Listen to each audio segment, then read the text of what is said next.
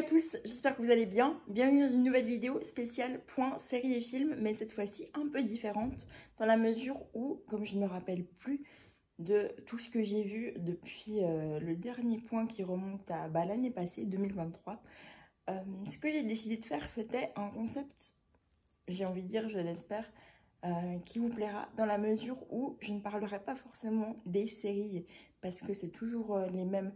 Là où j'en suis, je sais, j'avance très lentement, mais c'est aussi parce que j'ai pas forcément le temps de regarder autant d'épisodes que je voudrais et je veux pas non plus me contenir que à faire ça.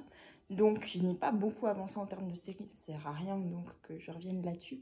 Pour autant, je vais vous parler d'un film que j'ai vu, d'un film que j'aimerais voir, un film que je regarde actuellement, ainsi que une ou deux séries qui me tentent sans forcément être 100% dans ce qui a déjà été vu.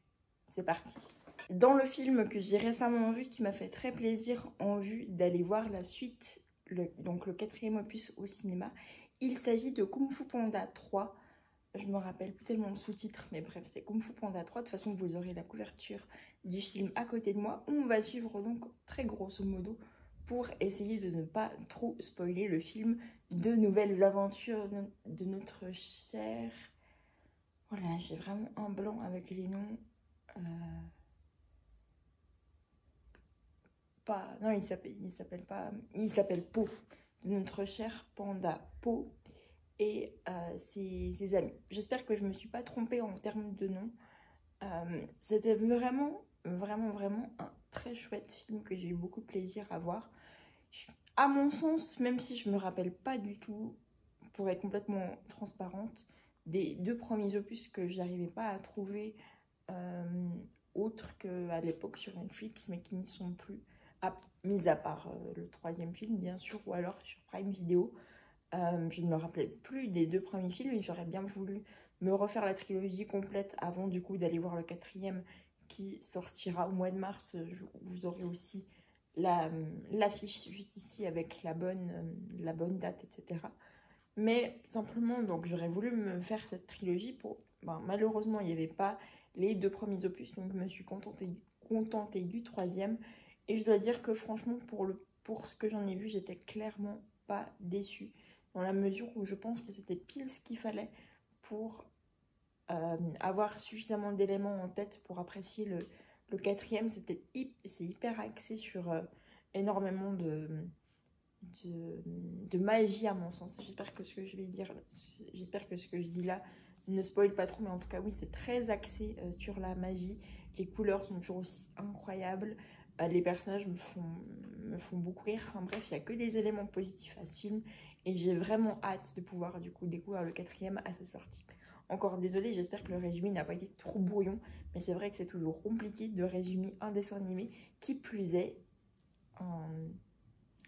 si c'est un 3e film.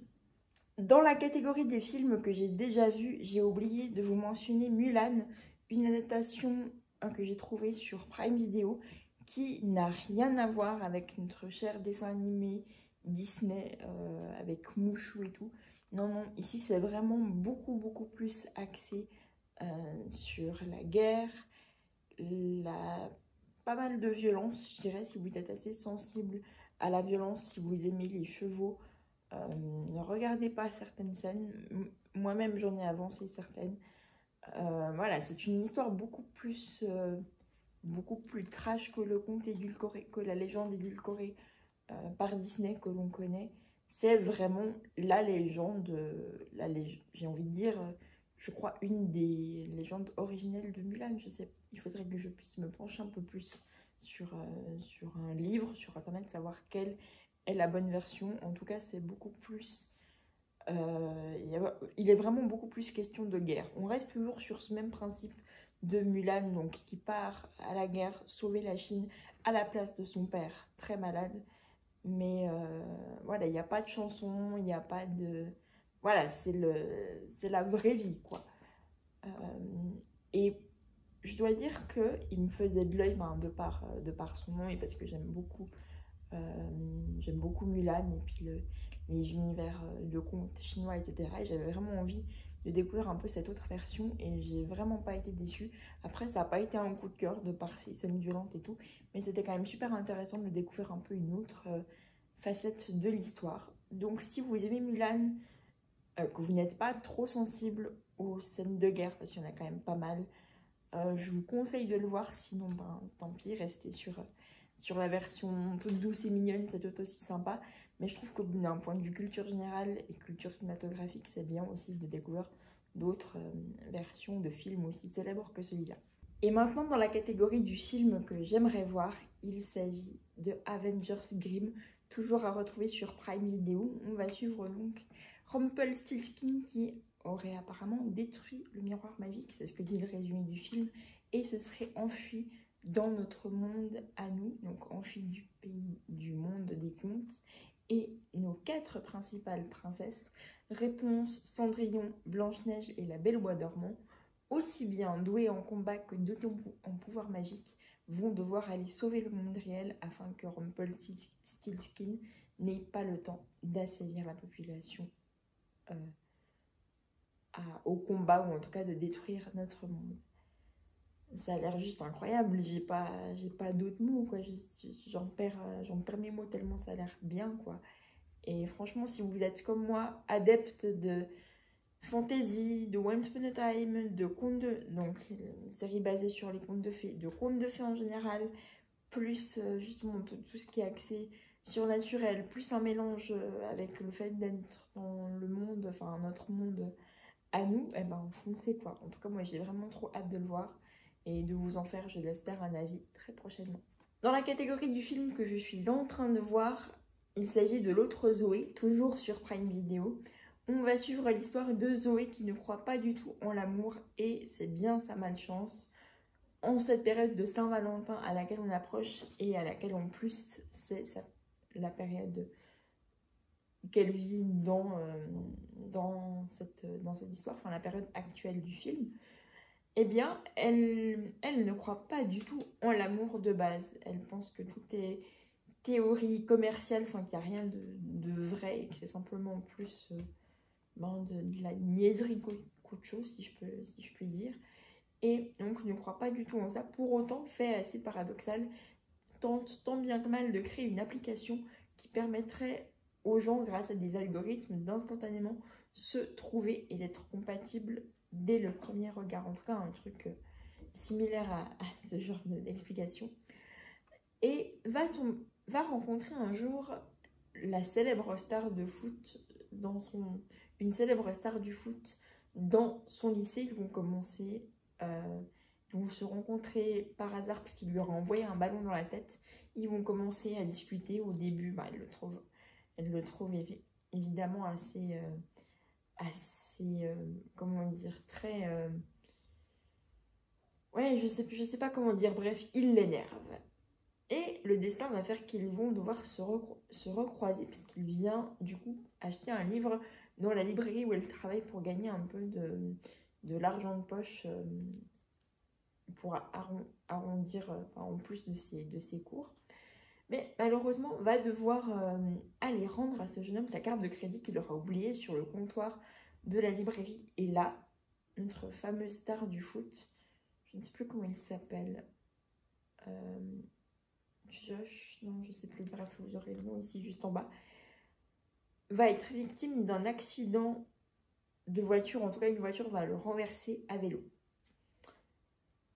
Je vous laisse là avec le résumé, j'espère que ça vous aura quand même un petit titillé, donné envie. En tout cas, je peux pas vous dire un avis complet pour le moment parce que je suis encore en train de le voir, je ne l'ai pas tout à fait fini. Mais d'une bonne partie que j'en ai vu jusqu'à présent, c'est vraiment... ouais, on dira, c'est une romance un peu toute simple d'un teen film Prime Video, mais non, pas du tout.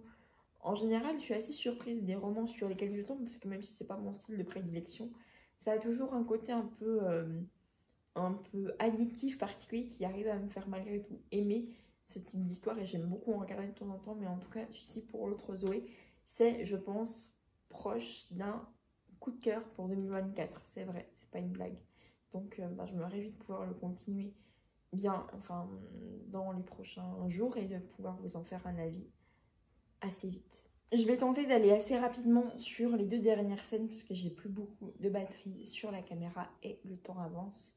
Pour la série Pilant, il n'y en aura qu'une, la série qui me donne hyper envie de voir.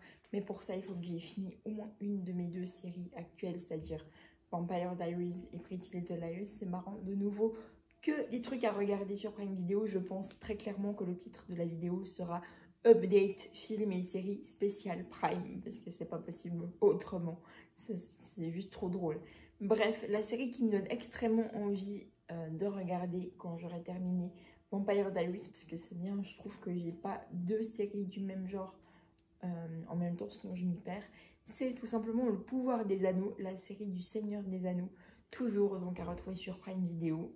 Je peux pas forcément vous en dire plus déjà parce que je ne l'ai pas vu, en tout cas vous aurez le résumé en barre d'infos si ça peut vous intéresser, un résumé raccourci, j'aurais pas envie de spoiler, mais quand on sait que j'ai malheureusement pas accroché, il faudrait peut-être que j'essaye, si je tente de regarder pourquoi pas les films, maintenant que je suis un peu plus, j'aime pas dire le terme un peu plus grande, mais que j'ai un peu plus mûri on va dire, parce que c'est vrai qu'à une époque où j'ai voulu regarder les bandes annonces, il faisait assez peur, c'est des films assez sombres, pour ceux qui connaissent pas, même si ça m'étonnerait beaucoup qu'il y ait des gens qui connaissent pas.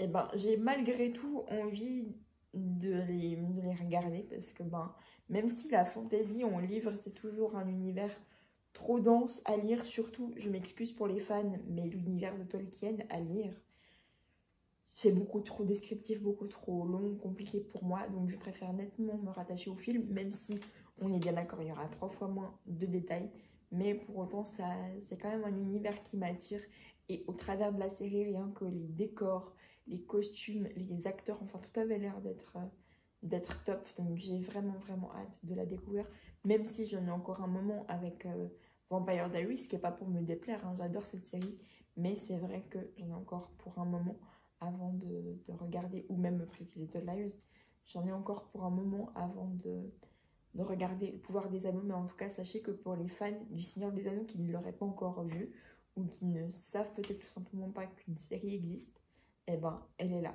elle n'attend que vous. Voilà, c'est la fin de cette vidéo, j'espère qu'elle vous aura plu, merci beaucoup de l'avoir regardée. Je vous dis à très bientôt pour de nouvelles aventures, qu'elles soient cinématographiques, livresques, musicales ou je ne sais quoi d'autre. En tout cas, d'ici là, prenez soin de vous, passez une très bonne journée, soirée, peu importe. Et simplement, à la prochaine. Ciao, ciao!